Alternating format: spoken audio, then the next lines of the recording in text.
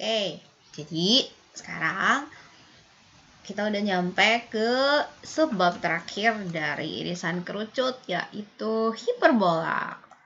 Oke, gak nyangka ya, ini udah bagian terakhir dari materi kita di kelas 11 ini. Oke, ya, jadi hiperbola ini kurang lebih sama sih sama elips sama parabola yang udah pernah kita pelajari sebelumnya. Jadi di bab terakhir ini saya yakin kalian udah semakin memahami, udah lebih mudah untuk mengerti tentang rumus-rumusnya dan bagaimana cara menggunakannya. Oke, kita lihat ya satu persatu ya.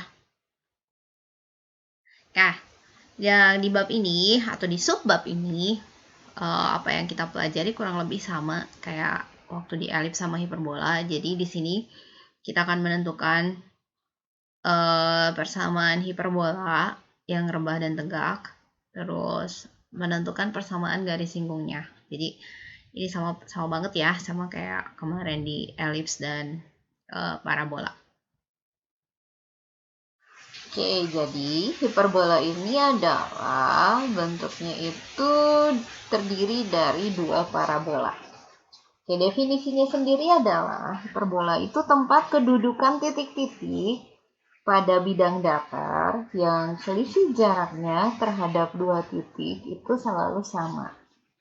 Nah, yang menjadi titik acuannya itu titik fokus. Jadi kalau kita pilih satu titik di mana aja di hiperbola, terus kita ukur jaraknya ke dua fokus, jadi D1 dan D2, itu selisihnya akan konstan dimanapun kita pilih titiknya. Jadi D1 kurangi D2 itu akan konstan, yang besarnya itu sama dengan 2A.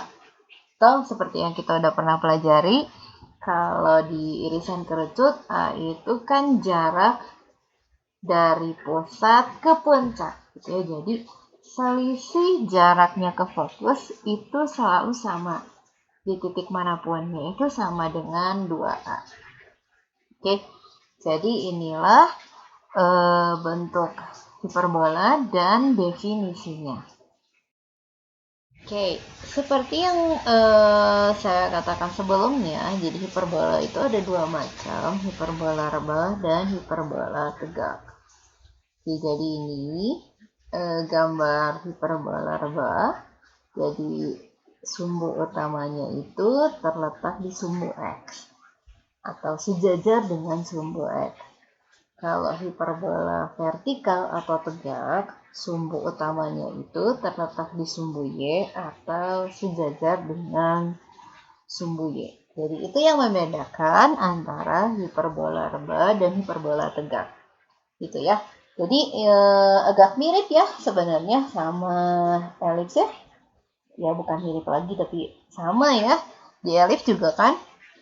Elips rebah itu kalau sumbu utamanya di sumbu X atau sejajar sumbu X, elips tegak itu kalau yang sumbu utamanya itu sejajar atau terletak pada sumbu Y. Oke, jadi ini bukan sesuatu yang aneh. Ya, jadi inilah gambar hiperbola rebah dan hiperbola tegak. Oke, sekarang kita coba lihat bentuk apa aja yang ada di hiperbola secara detail. Ya. Oke, ini contoh hiperbola rebah. Kita mau lihat di sini ada sumbu utama atau sumbu mayor, ada juga sumbu minor. Jadi para hiperbola rebah, sumbu mayornya itu sejajar sumbu X. Atau dalam kasus ini dia terletak di sumbu X. Ya, ini jadi ini hiperbola rebah, dia punya sumbu mayor itu terletak di sumbu X. Terus ada juga sumbu minornya. Oke, di sini ada beberapa hal yang kamu temui juga di elips. Jadi contohnya di sini ada dua puncak, ada dua fokus, dan ada 2 ujung sumbu minor. Oke, jadi sama kayak waktu di elips. Cuman bedanya hubungan A, B, dan C. Kalau di hiperbola itu, kamu lihat gambar segitiga ini di tengah-tengah, yang warna hijau itu, C kuadrat itu sama dengan A kuadrat ditambah B kuadrat. Jadi ini yang berbeda dengan elips. Ya. Oke. Jadi itu A, B, dan C di elips itu sama dengan di hiperbola. Oke, ada beberapa juga yang sama yang kamu temui di elips, kamu temui juga di hiperbola di sini. Contohnya misalnya garis direktrik. Garis direktris ini itu garis yang ada di depan parabola. Jadi kalau di sini parabolanya ada 2, jadi garis direktrisnya juga ada 2. Garis direktris itu garis yang sejajar dengan sumbu minor atau tegak lurus dengan sumbu mayor. Ya. Jadi dia nggak pernah berpotongan, posisinya ada di depan parabola, masing-masing parabola. Jadi ada 2. Oke, selain garis direktris, di sini ada juga garis status rektum, juga sama. Gitu ya. Oke, nah yang baru di hiperbola mungkin yang disebut asimtot. Jadi ini garis asimtot ini, dia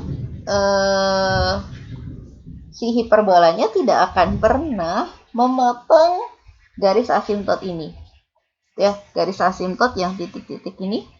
Jadi si hiperbola atau si 2 parabolanya itu nggak pernah memotong garis asimtot. Persamaannya adalah ya sama dengan plus minus B per AX. Ya, jadi ini beberapa hal yang ada di hiperbola. Ini contohnya di hiperbola yang rebah. Nah, kalau yang ini contoh hiperbola tegak. Sebetulnya nggak beda jauh sama yang rebah. Yang beda di sini cuman paling persamaan asimptotnya aja. Jadi kalau yang tegak itu persamaan asimptotnya Y sama dengan A per BX. Y sama dengan plus minus A per BX. Itu ya. Jadi ini contoh gambar hiperbola yang tegak. Kalau ini persamaan hiperbolanya. Jadi persamaan hiperbola yang rebah sama yang tegak. Oke, dengan pusatnya H, K. Jadi agak mirip sama persamaan elips. Yang bedanya di sini ada tanda minus. Nah, tanda minus inilah yang ngebedain hiperbolanya itu rebah atau tegak. Jadi kalau kalian lihat, tanda plusnya itu ada di depan X, berarti dia jadi rebah. Kalau tanda plusnya ada di depan Y, dia jadi tegak. Gitu ya. Jadi itu bedanya tanda minus sama di persamaan hiperbola. Oke, satu lagi yang penting di hiperbola itu adalah rumus C kuadrat. C kuadrat sama dengan A kuadrat tambah B kuadrat ya. Oke, ini yang jangan kamu kebalik sama elips. Kalau kemarin elips itu kan C kuadrat sama dengan A kuadrat min B kuadrat. Jadi kalau di elips itu A-nya itu pasti lebih besar dari B. Nah, kalau di hiperbola A sama B-nya itu nggak pasti mana yang lebih besar. Ya. Jadi yang ngebedain rebah atau tegaknya itu tanda si minusnya ada di mana. Atau tanda plusnya ada di mana. Kalian bebas cara ngafalinnya gimana ya. Oke, jadi ini persamaan hiperbola. Kemudian ada beberapa rumus lagi yang ini juga mirip ya, kayak bukan mirip lagi, ini sama ya kayak waktu di elips ya. Jadi ada persamaan garis direktrik, itu persamaan dasarnya itu plus minus A kuadrat per C. Jadi ada X sama dengan atau Y sama dengan tergantung hiperbolanya rebah atau tegak. Panjang latus rektumnya sama, L sama dengan 2B kuadrat per A. Oke, eksentrisitasnya juga sama C per A, cuman bedanya besarnya. Kalau di hiperbola, ini besarnya E itu lebih besar dari 1. Kalau di elips kan E-nya di antara 0 dan 1. Oke, jadi, nah, itulah beberapa hal tentang hiperbola dan apa-apa aja yang ada di hiperbola. Nah, biasanya abis ini kan saya suka kasih kamu lembaran tabel rumus untuk kamu isi. Nah, ini saya udah kasih filenya di bawah, nanti kalian lihat. Terus kalian boleh kalian print, terus nanti kalian isi. Itu ada beberapa udah saya isi tabelnya. Kalian tinggal isi sisanya seperti biasa.